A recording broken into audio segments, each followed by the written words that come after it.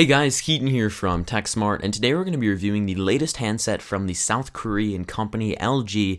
It's the LG G Flex, and this phone is very cool. It features a curved display from top to bottom, and other competitors are starting to make curved displays such as Samsung going from left to right, and this phone definitely does feature some top-of-the-line specifications, and it's quite similar to the LG G2, but one of the other cooler features on this device is the fact that it has a self-healing polyurethane backing, if we want to get super technical here. So it's going to be interesting to see how this thing holds up against scratches, and some other people have tested out how great it truly is. So without further ado, let's hop on into it and see if it's worth your hard-earned dollars.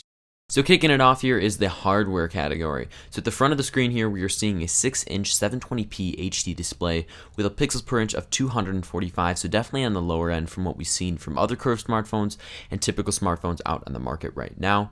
It features a Snapdragon 800 processor, which is just absolutely bouse. It comes in at 2.26 gigahertz with 2 gigabytes of RAM, so it's going to be snappy as hell. It features a 3500 milliamp hour battery, which just lasts you for days upon days upon days, and it absolutely blew me away. It's rocking Android 4.2.2, known as Jelly Bean, and hopefully we'll be receiving the Android 4.4 KitKat update at the time of recording this video. And then flipping it over to the rear, we have our self-healing kind of back, which we'll definitely be discussing later. A 13 megapixel shooter with 1080p HD video capabilities. So overall, the phone is featuring pretty decent specifications. So the phone is definitely fast and snappy, and we can truly thank the Snapdragon 800 processor in conjunction with 2 gigabytes of RAM for really making this experience pleasurable on the screen itself. So in terms of look and feel here, I think the screen looks fantastic. The colors really pop off it. Although it's a 720p HD display, colors are still going to look HD. I mean, granted, it's only 245 pixels per inch, but without getting too technical here, the colors look fine in this. You can definitely see your content nicely, and unless you really hold it up side by side to a phone that features a 1080p display, you won't really notice the difference. So when the phone is in your hands, you can definitely know there's some uncomfortable aspects of it. The 6-inch display followed by the self-healing, slippery, yucky back that LG's trying to push this year, it just does not feel right in the hands. Yes, it's self-healing to some kind of degree, but this thing picks up fingerprints similar to its bigger brother, the LG G2, and every bit of dust that is ever in the air will be on this phone. Whenever I had it in like a pocket or I was trying to like hide it away from dust, it would still find a way to get dust on the phone. And just in terms of aesthetics, when you go ahead and look at the phone and pick it up in your hands, it just does not feel comfortable at all, and that's definitely a big downside to the G Flex. So in terms of software here, it's featuring Android 4.2.2, Jelly Bean, whatever you want to call it here. And there's been many iterations of Android 4. Fill in the blank. And Android 4.4 KitKat was just released a few weeks ago. And at the time of recording this video, the LG G Flex has not received that update. But when it does, I'll be more than happy to go ahead and give you guys the coverage on how a curved display from top to bottom looks with all the great aesthetic changes that Android 4.4 KitKat do bring to the table.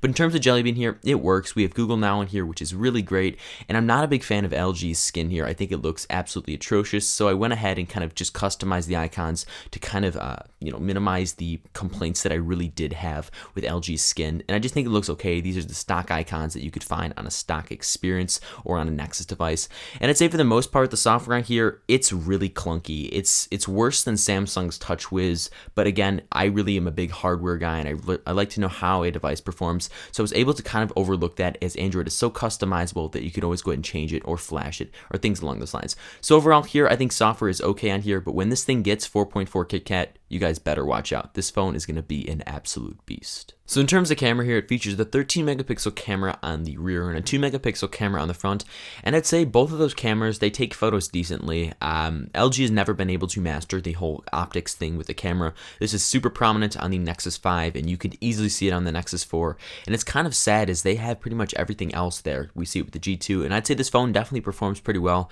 despite the quirkiness we see in the curve.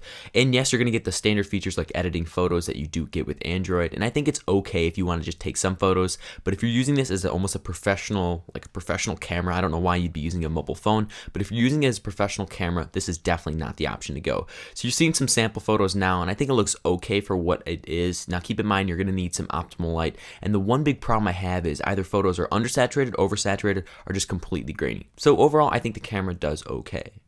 So up next here is battery life. Battery life on this phone is absolutely fantastic. It features the largest battery out on the market right now. Well, don't quote me on that, but the largest compatible battery with the phone. And on the inside, it's a 3500 milliamp hour battery. And my God, this thing just goes for too many days on end. I had this device charged since day one. I've had this for 5 days now, and I've only had to charge it once, and I've been using this device pretty heavily each and every day for around 5 to 7 hours. So you can easily get about, I'd even quote it at about 24 full hours on this device, and that's more than enough for any type of user. And I think it's fantastic that they're having a bigger battery in there. Now, it's kind of sad it's non-removable like we do see with the Samsung Galaxy Round, but I think 3,500 milliamp hours will definitely get you through all your tasks. And even if you're using this hardcore, every second of the day, you're going to be able to go ahead and get the full-fledged experience without having to go ahead and charge your phone at any point within the day. So last but definitely not least here is the self-healing feature. So basically what it is advertised to do is you can go ahead and, scuff it up a little bit, and it should go ahead and self-heal itself via polyurethane. So we saw this demo a few weeks ago, and they have optimal conditions of about 80 to 81 degrees, and they're using a specific bronze brush. I don't know how stiff that is in person because I don't own that brush, but as soon as I got this phone, I took a knife to it thinking, oh, it could just self-heal itself. Man, was I wrong, and you're seeing the knife scratch. It is not going away. I've tried putting a hairdryer over it. In the back is definitely self-healable. I put this phone with my keys in my pocket. There was a few faint scratches when I pulled it out, and then about 5 to 10 minutes later, with optimal heating conditions, they were gone. So keep in mind here, if you're going ahead and putting hard objects against this, you're going to notice the scratches. When these were first made, it was terrible, so they've kind of dissolved over time, but after about 3 days now, they're just sticking like this, and again, I've tried to hair dry on those. Also, this phone is flexible, so it is curved from top to bottom, so if you go ahead and push down on it, you can get it to lay completely flat. Do not do this with any other phone besides this unless you know it is flexible, and they advertise that as being one of the big selling points. Personally, this doesn't do much for me. It's just one of those cool features you can impress a friend with. This doesn't change how I feel about the phone, but I guess one advantage is it does feel a lot better when in your pocket. So overall, I think the LG G Flex is a great concept phone. I like the curve and the flexibility and the self-healing that it really has. But the problem I have with the self-healing is I personally thought you could take a knife to it and just go ahead and do town on it. You could just go ahead and scratch it and it would self-heal itself in said duration, like we did see with the bristled brush with the optimal conditions. And I went ahead and replicated that, and I did not see the same results. But I think it's kind of cool, and I think they can go ahead and make this better for the future. And I think that's something I would actually want to go ahead and buy a second version to go ahead and see that. I think Android runs great on here. I think when Android 4.4 KitKat comes out for this device is going to be screaming off the walls. And I think the curve on here, it's great. I do like the Samsung Galaxy Round's curve a little bit more, is it really cups to your hands nicely, but it's nice to have one from top to bottom. And it's a 6-inch display. I love big displays, and I like how it feels in your pocket. But the one big thing I don't really like about it is the fact that it's a 720p HD display, and I would have really liked to have seen a 1080p HD display. As a consumer, you won't really know the difference unless you put them, head to head and just, put them right next to one another, and that's when you're really going to see how much clearer and crisper and more vivid the 1080p HD display is over the 720p HD display. So also on this unit is LTE-A speeds, and when I put my AT&T SIM card in here, this was just absolutely fast, and I loved it, and it really accented all the device really had. So the cool part about this is the fact that it'll be coming to the United States. FCC reports show that AT&T and Sprint cellular bands have been found with this device, and this is just what I know at the current time of filming this video. You might see this in the future and go, hey, this is available on all 4 carriers, and if that's the case, I'll let you know in the description below. So if you really want it now and you're super eager and you want to be able to check out another curved smartphone besides the Samsung Galaxy Round, this unit will run you about $1,100, and that's imported from South Korea. And if you want to go and check that out, you got deep pockets. A link can be found right below that like button on this video. And if you go ahead and do purchase it, let me know in the comment section down below what you think of it, as I definitely want to know what you guys think about the self-healing feature. Thank you guys so much for watching this video where we reviewed one of the first curved smartphones out there with the self-healing back,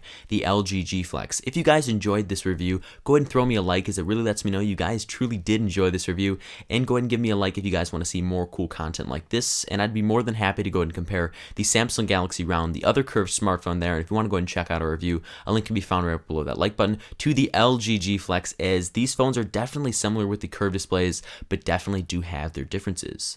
Also, let me know in the comments section down below what you think of these devices. Do you think they're cool? Would you ever buy a curved smartphone? When they come to the United States, will you even consider it? Again, let me know in the comments section down below. Finally, go and subscribe to the channel to be notified first when I produce a brand new video on curved smartphones, gaming consoles, things along those lines, and we will be having more giveaways, I promise you. And just a quick disclaimer here, the rest of 2013 is purely going to be about giving back to you guys, as I'm very grateful for all the support that you guys have given me, and this has just been an awesome ride. So go ahead and subscribe to be notified when we produce a brand new giveaway. Thank you guys once again, and I look forward to seeing you in my next video. Bye-bye.